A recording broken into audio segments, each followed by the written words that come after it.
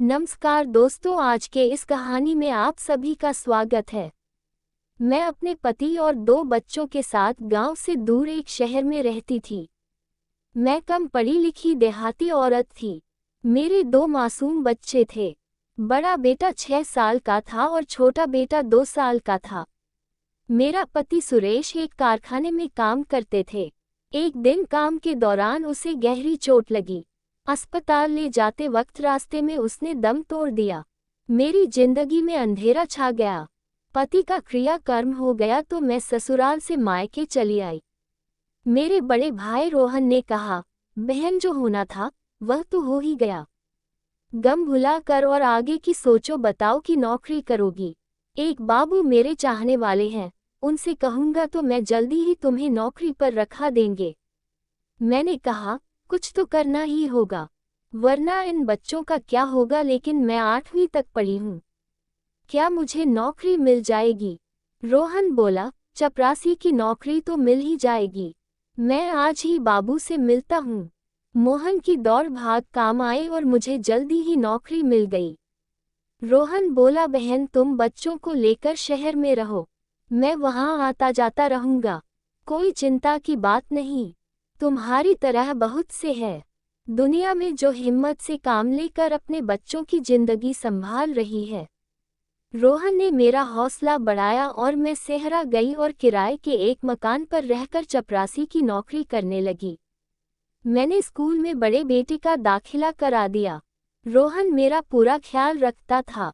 बीच बीच में गांव से खाने पीने के लिए राशन वगैरह लेकर आया करता था। तभी बात कर लिया करता था।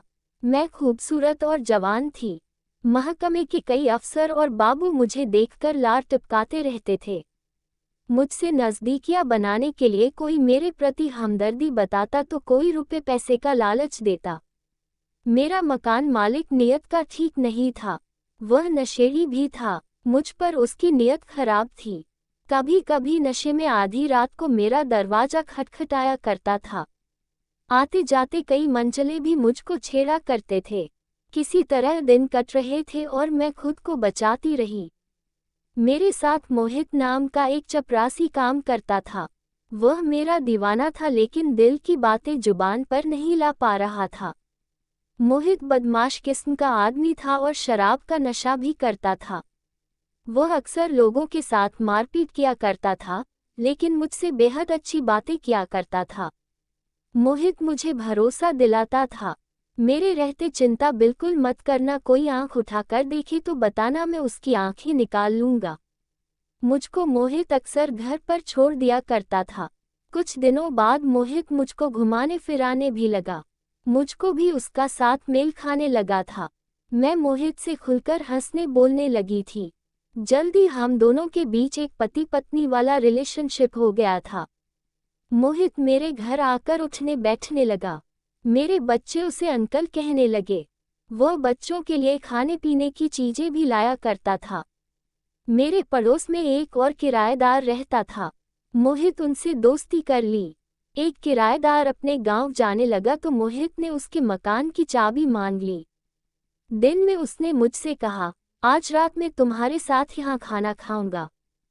फिर मैंने कहा, लेकिन कैसे, बच्चे भी तो है, उसकी चिंता तुम बिल्कुल ना करो। ये कहकर उसने जेब से चाबी निकाल ली और कहा, ये देखो, मैंने सुबह ही इंतजाम कर लिया है।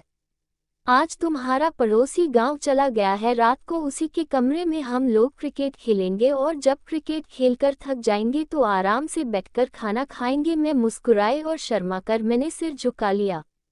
मेरी भी इच्छा हो रही थी और मैं मोहित के साथ खाना खाकर थोड़ा बहुत अच्छा वक्त बिताने की उत्सुक हो गई। मोहित देर रात को आया और उसने मेरे पड़ोसी के मकान का दरवाजा खोला। आहट मिली तो मैं जाग गई। मेरे दोनों बेटे सो रहे थे। मैंने आहिस्ता से अपना दरवाजा बंद किया और पड़ोसी के कमरे में चली गई। मोहित ने फौरन दरवाजा बंद कर दिया। उसके बाद जो होना था, लगभग 1 से 2 घंटे तक मैं और उसने बहुत ही अच्छा वाला क्रिकेट का खेल खेला और जब हम थक गए तो हम खाना खाने लगे। खाना खाने के बाद हमने 1 घंटे तक फिर से खेला था। लंबे अरसे के बाद उस रात मुझको सुख मिला था। तब मोहित चला गया और मैं अपने कमरे में आ गई। मेरे और पड़ोसी के मकान के बीच जो दीवार थी, उसमें दूसरा किराएदार रहता था। उसने दोनों कमरे ले रखे थे।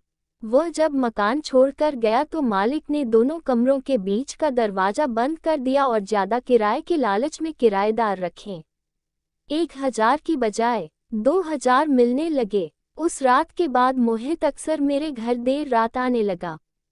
कई बार मेरा भाई आ जाता और अनिल अंदर ही अंदर रहता था। ऐसी हालत में बीच का दरवाजा काम आता था। मोहित बाद उस पड़ोसी के मकान में दाखिल हो जाता था। मेरे भाई को कभी शक भी नहीं हुआ कि बहन क्या गुल खिला रही है। वह तो मुझे सीधी सादी गांव की भोली भाली औरत मानता था। मोहित का अपना भी परिवार था। उसके परिवार में बीवी थी, बच्चे थे। परिवार के साथ बाहर एक घर में रहता था। वे उससे बेहद परेशान थे क्योंकि वह पगार का काफी हिस्सा शराबखोरी में उड़ा दिया करता था। वे मना करती तो मोहित उसके साथ मारपीट भी करता था। पैसों के बिना न तो ठीक से घर चल रहा था और न ही बच्चे पढ़ लिख पा रहे थे। पहले तो मोहित कुछ रुपए घर दे दिया करता था, लेकिन जब से उसकी मुझसे नज़दीकियां बढ़ी तब से पूरी तनख्वाह लाकर मुझे ही थमा दिया करता था। मैं उसके पैसों से अपना घर का खर्च चलाती और अपनी तनख्वाह बैंक में जमा करती थी। मैं काफ़ी चालाक हो गई थी। मोहित दाल दाल तो मैं पात पात थी। उधर मोहित की बीवी घर चलाने के लिए कई बड़े लोगों के घरों में नौकरी का काम करने लगी थी। वह खून के आंसू रो रही थी, लेकिन उसने कोई गलत रास्ता नहीं चुना। मेहनत करके किसी तरह बच्चों को पालती थी। कुछ साल बाद रकम टूट गई। ससुराल में अपना मकान बनवा लिया। एक दिन मैंने भाई से कहा, भैया तुम मेरे पास के दफ्तर में ट्रांसफ़र करवा दो। बाबू से कहकर इतने में घर और खेती-बाड़ी भी देख लेंगे। मुझे भरोसा दिलाया कि मैं कोशिश करता हूँ। कुछ महीने बाद मेरा तबादला मेरे गांव के पास के कस्बे में हो गया। ये जानकारी जब मोहित को हुई तो वह गुस्सा हुआ और बोला, मेरे साथ इतनी बड़ी गद्दारी तुम्हारे चलते मैंने अपने बाल बच्चे छोड़ दिए और तुम मुझे छोड़कर चली जाओगी। ऐसा कतई नहीं होगा और या तो मैं तुम्हें मार डालूंगा या खुद की जान दे दूंगा। तुम्हारी जुदाई मैं बर्दाश्त नहीं कर पाऊंगा।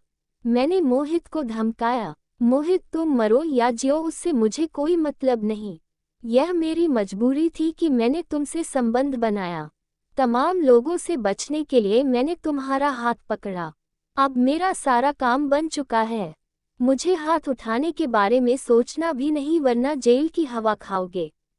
आज के बाद तुम मुझसे मिलने भी नहीं आना। मोहित डर गया और वह मेरे सामने रोने लगा। लेकिन मेरा दिल नहीं पसीजा। अगले ही दिन मैं मकान खाली कर गांव चली गई। प्यार में पागल मोहित मेरा गम बर्दाश्त नहीं कर सका। कुछ दिन बाद मुझे पता चला कि मोहित अब इस दुनिया में नहीं रहा। जब मुझको ये पता चला तो मुझको बहुत दुख हुआ, लेकिन सबको भुलाकर मैंने एक नए जीवन की शुरुआत करने लगी। लेकिन जैसे जैसे समय बीत रहा था, मुझे कुछ अच्छा नहीं लग रहा था। मुझे अंदर ही अंदर घुटन हो रही थी। इसलिए मैंने सोचा कि क्यों ना मोहित की फैमिली को भी अपने साथ ही रख लूं। इसके बाद मैं फिर से शहर गई और मोहित की फैमिली से मिली। मोहित की फैमिली से मिलकर मैंने उनके साथ अच्छी खासी दोस्ती कर ली। उसके बाद मैं भी उन्हें अपने साथ ही गांव ले आए और गांव में रहकर अब हम दोनों अच्छा काम कर रहे और अपने बच्चों का पालन पोषण भी कर रहे हैं। दोस्तों, ये कहानी कैसी लगी कमेंट करके ज़रूर बताएं। कहानी अच्छी लगी हो तो ऐसी ही कहानी सुनने के लिए मेरे चैनल को लाइक, शेयर और सब्सक्राइब जरूर कर लें। धन्यवाद।